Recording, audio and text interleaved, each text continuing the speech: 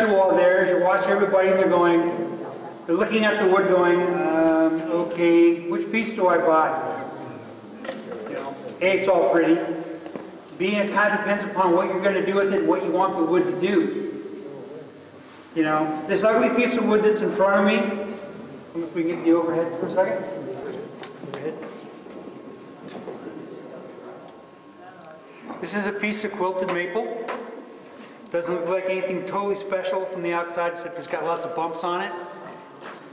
And I don't know if we can see the nice quilting pattern that pops up when we do the wood.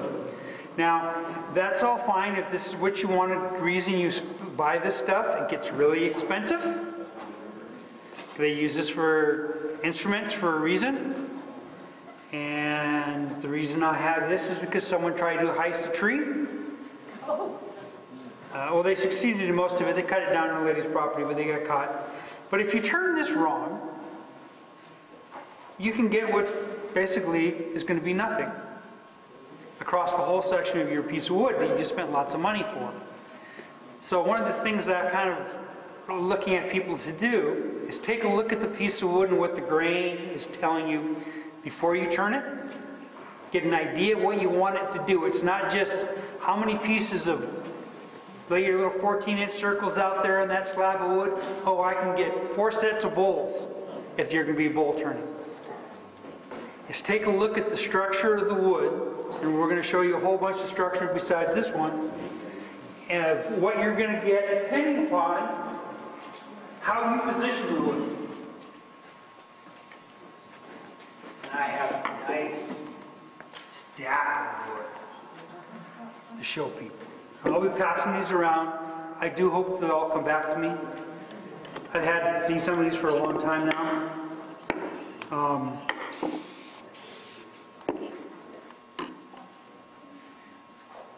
Good. Oh, there we go. When we look at the structure, I'm going to talk about burl first. Burl's my favorite. I do turn a lot of madrone. I do turn other burls though too, just so you know. I like what I call tight pin burl. It has very tiny eyes.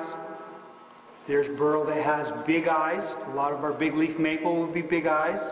A lot of madrone can have big eyes.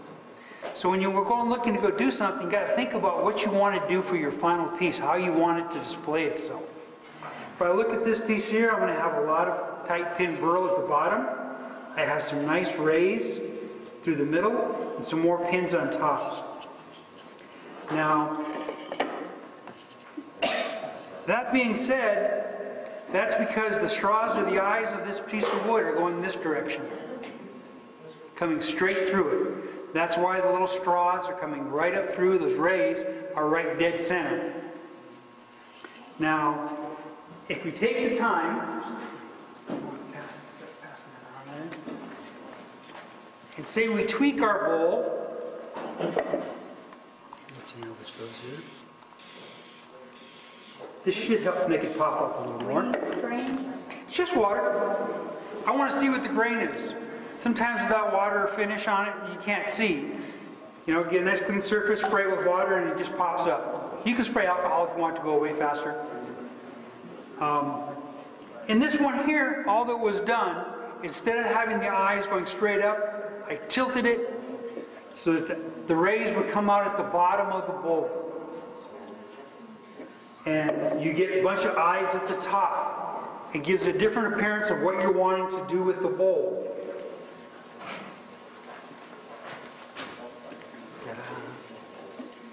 And you can play depending upon where it's at. Again, this time, instead of having predominantly eyes, I've got a lot of rays coming up in the top, a lot of little eyes at the bottom. And it's kind of what I call a sunrise bowl, because that's kind of where it reminds me of all the rays of the sun in the morning coming up. And again,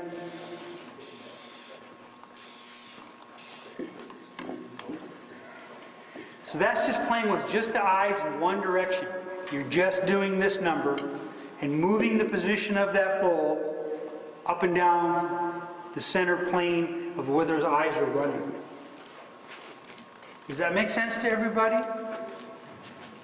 Good. It'll be a test later.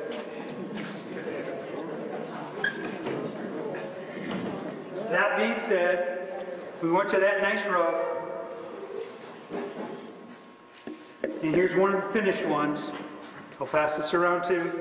Again, you'll see more of the raise towards the top and a nice tight burl at the bottom on top.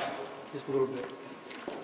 Now, the other option to go to, and let's see, I want that one, that one, that one. All right. I'm not going to spray this one since it was actually finished. This is, again, madrone burl, but as you notice, there are no rays in this particular bowl. I don't know if you can zoom in at all. Oops. I'm moving this a little late.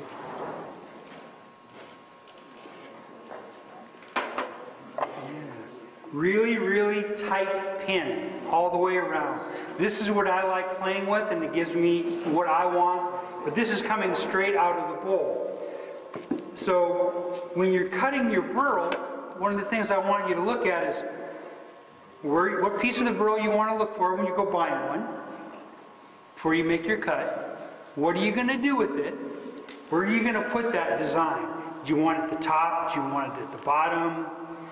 You know, in the structure of the bowl here, I'll grab a burl in a minute. But this is what I mean by what I call tight pin burl.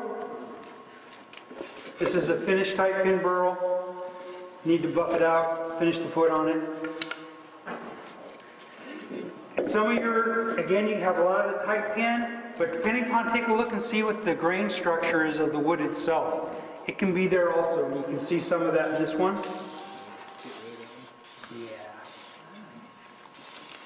Now, if you want to play with your wood, now you can see some of the red starting to pop up in the tone on this one. This one's been sitting in water for about 6 months before I pulled it out. As a result, I knew I was going to change the color of it to this gray type tone on it. And you can tinker with the colors if you want, or you can fume a piece of wood. Think about what you're going to do with it before you do it, before you start. And that's kind of what I want to tell you there. Because if we grab, here's some ugly wood. This is part of a nested set. There's actually 2 more bowls. This is oak burl coming straight out. I'm going to do a natural edge on this. I actually had thought about trying to do a live edge on it. And if any of you have seen an oak burl, one's on the chatter marks on the cover, that big old burl you see on the pictures, that was an oak burl. And this is actually that part of it. I'll pass this around. You can look at the thickness of the bark on this. It had too many defects in the bark from when I started turning it. I realized I was going to have to take the bark off, unfortunately. But I wanted all the nice little tines to come up. You can make the tines think about it if your burl is a little bit lopsided when you start doing them. You can start twisting these to one side or accent it or exaggerate one side if you want to. I knew I wanted to play with fuming. So the only thing done to these two that's different is these were fumed in ammonia. Let it sit there for a day, and I get the nice chocolate tone without staining or dyeing the wood.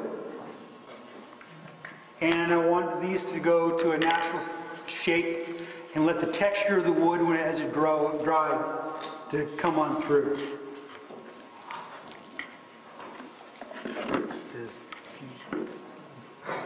If you look on the back side of it, you can see it's no longer round.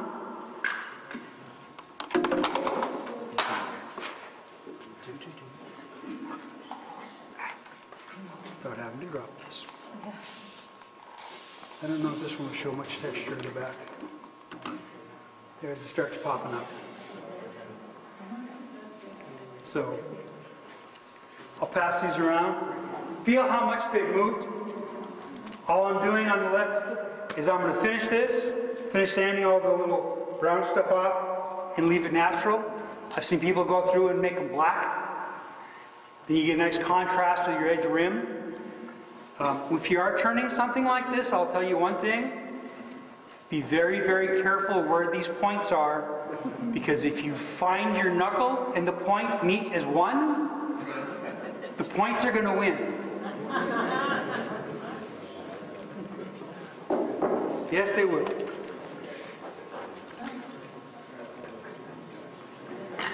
Now, who all saw the little gall I had sitting over there on the table that I made the pepper grinders out of, right? That's a pine gall, usually found on a branch. This is also a gall, but this is found on the side of the tree.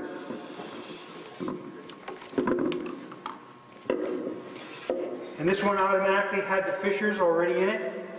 When it got turned, it had the nice dark spots. And I was trying to figure out how to finish it to get it to do what I want it to do. And I think what I'm going to do is use the acrylic resin to fill the holes and give it a nice, that nice luminescent. I'll probably use a clear white with a little pearlescent in it, have it fill the holes and have it pop through. You can make a statement by the wood or filling those holes. What color you choose to use.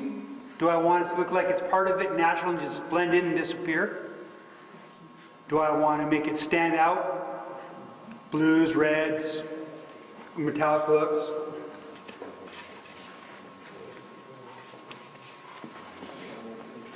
So who knows what it means when I say I want an X on the bottom of my bowl? It's one of the questions I kind of asked, somewhat.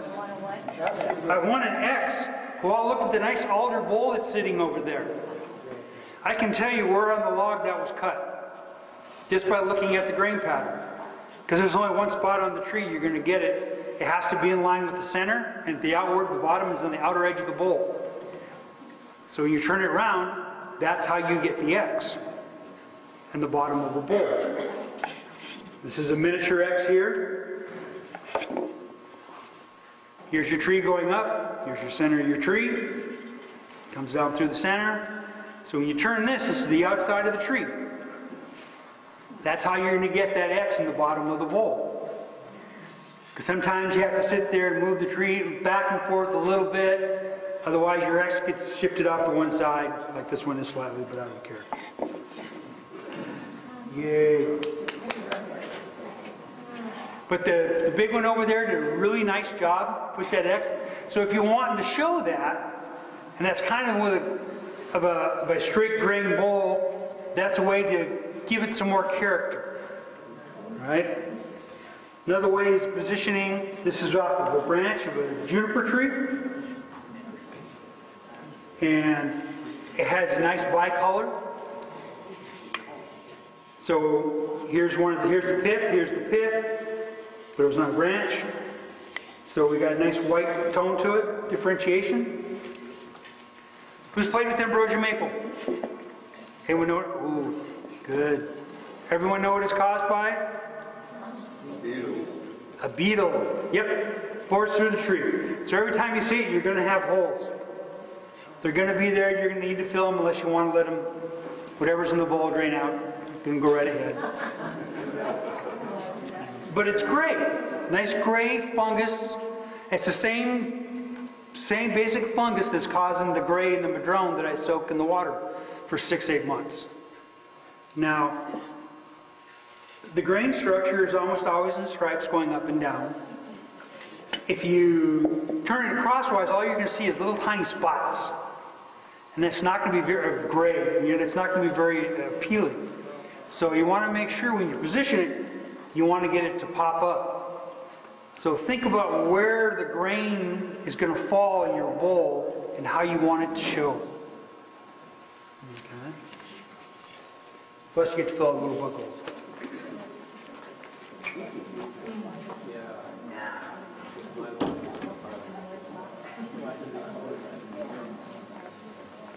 These were here last month.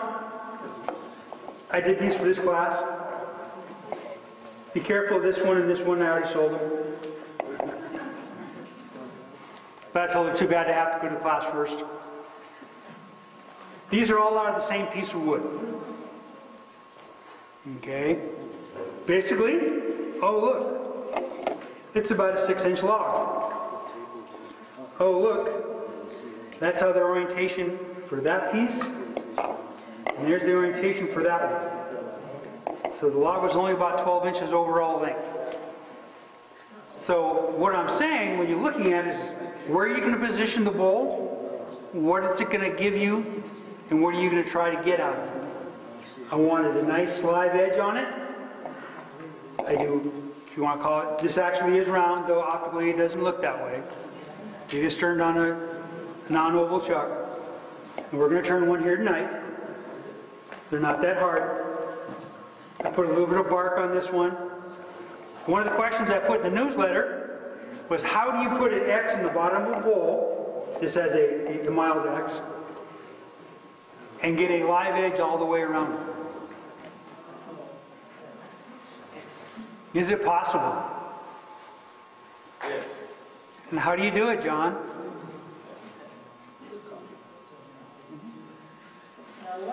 It's here, but I can't get it out. Yeah, I need a bigger hammer than that, George. Yeah. The X is going to be on the inside. And it may or may not show on the outside, depending on how much material you remove.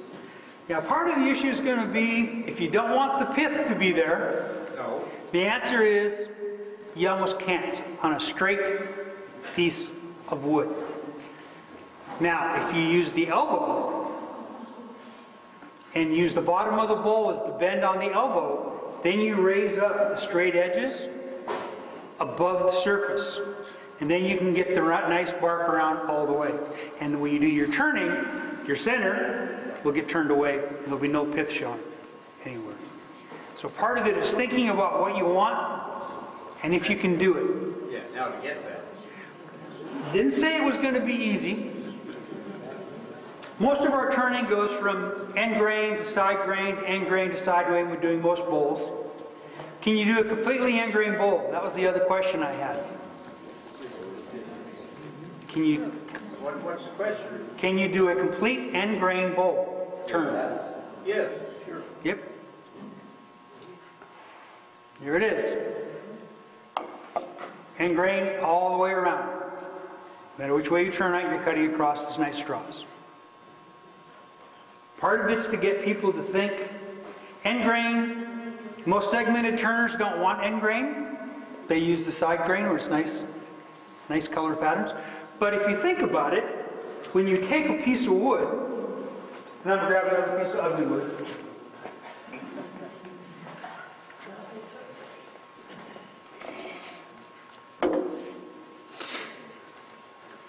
If I wanted this to go all the way around the outside of a segmented bowl, that'd be really pretty. I get nice lines, black and white. But the other option is if I turn it on end, I can get kind of weird patterns going across it. Or if I wanted a hollow straw polka dot effect, I could use black palm. Black palm has a very, very coarse straw structure and has big straws that you can almost suck air through, kind of like oak does if you actually take a look at it. Oak is nothing more than straws that are really big. So taking a look at what you're going to do with the block of wood, because as evident by the price of this little block of wood, I don't know if the overhead shows. Overhead? Out of focus.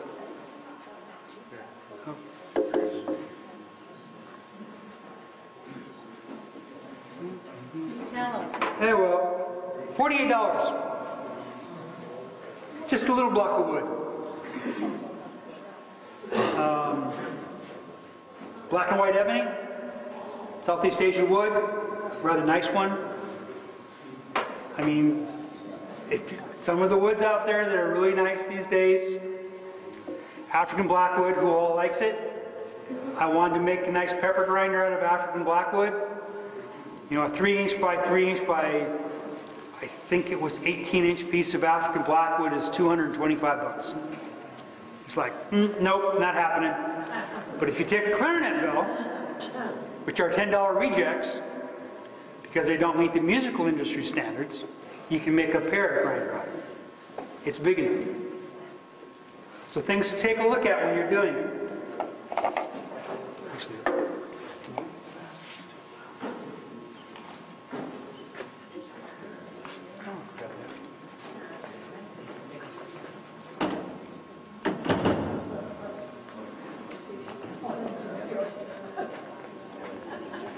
I do a lot of pepper grinders. Actually, a piece of wood came off the auction table a long time ago.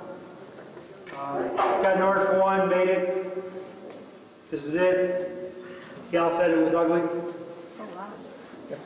She wanted a plain Jane, so I had to go find a piece that didn't have any character to it. So all the little black cracks, which are kind of noted for Pacific U having, if anyone's ever dealt with it. So, but I left sapwood on it, black on it. Turns really nice, polishes up nice, beautiful. So take a look at whatever you're going to do, and looking at it, you may realize you're going to have to do a lot of work with this piece of wood. If you like spalted woods, I like their characters. They got beautiful black line that's out there. Most of them are soft and punky in spots. So what do? How do you use that piece of wood if you want to do it? And make whatever it is you're trying to make. Well, you got to find a way to stabilize it. Make it harder.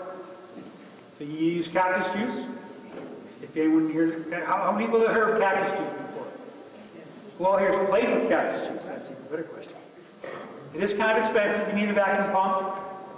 You put cactus juice in a little container, suck the air out, have your wood in there, and it sucks the air out of the pores. And then when you put the pressure back on, or releasing the air, the vacuum, it draws the acrylic back into the wood, and then you heat it, and it basically you acrylicize the wood. That's fine for a lot of the softer woods. It works just great. Or in the other case, if you want acrylic, if you have a piece of wood with a ton of holes in it, we would never have any bugs anywhere in the world. I don't know if I have one here or not. Nope. I use coffee grounds and either 5-minute epoxy or CA, depending on how big the hole is, and then fill up all the little bug holes. Or, as my experiment is recently, I'm going to try to fill it with the acrylic and see what happens. But the acrylic likes pressure. Because when you put the pressure on it, it forces the air bubbles out and keeps it nice and compact. Try to put an 18-inch bowl in something big enough. Yes? There's acrylic for pouring, and you just torch it, and that takes the bubbles out. Yeah. If you use that type of acrylic. If you use that, and it just all depends upon what you're playing with. There's a whole world of acrylics starting out there these days. If you started turning some of the pens, you'll notice the difference. Some people say acrylic, you turn it and go, wow. Other ones will turn acrylic and then they just start chunks coming out of it because you're too aggressive. You have to be really careful. So, like I said, positioning the bowl, I do maple. This one I positioned, nice red at the bottom of one side of the bowl, nice white at the top. I do the little stuff occasionally. Now, fun stuff.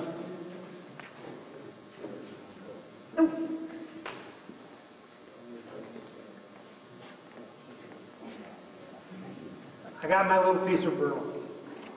And I brought one of the smaller ones I had. I didn't want to bring one of the bigger ones. If I'm going to turn this, I want to think about what the wood can give me if I don't have an idea what I'm going to do with it yet. Because I can turn a bowl this way. All the burl I want at the bottom. Because when I look at it, I want to see the burl. Burl only goes through this thing so far. In this case, you can kind of flip it over, and you notice there's still some character going in the bottom. So if I were to put the bottom of the bowl here, let's see if I can get it to pop up. It might pop up a little more. You can see a little more character show up. But the burl is going to be, at some point it's going to go away. And if the bottom of your bowl is there, when you're carving the inside of the bottom, you've got this nice burl on the side and you've gone down to nothing. Okay? A lot of this is done with crotch platters. Crotch platters are very specifically planned when you're going to do one. Because you know where that flame is. It's right there at that crotch. And the only way to get it there is going to be at the bottom of the bowl. So the bottom is at the center. Right where the pith is going to be. Right next to it. So you want to split it right down the pith. And those two faces that you've cut are going to be the bottom of your platter. So you can get that nice flame. Because if you go out from that, it's going to go away. So take a look. If there's coloration through your wood, where are you going to put it? This one here, I'd probably make a nice small bowl, making this the bottom, but it also would be a lot shallower. I don't care if it disappears as much up on the sides, because you're not going to see it as much. But I may take a look and do a couple more test cuts on the side to see how far down that burl is going to get, so I can determine what my bowl is going to be. So take a look at it. I mean, what's a deep bowl? Who turns really deep bowls? But they're also really big, right? I mean, most bowls that I see around are not 8 and 9 inches deep. You know, as Dave says, 5.5 is usually about the depth of a blank, because that's usually where, even at a 6-inch, 20-inch diameter bowl, that's still a big bowl. And most people's tables are places they can't put 20-inch bowls lying around their house. Unless they live in a big house, I don't. So, we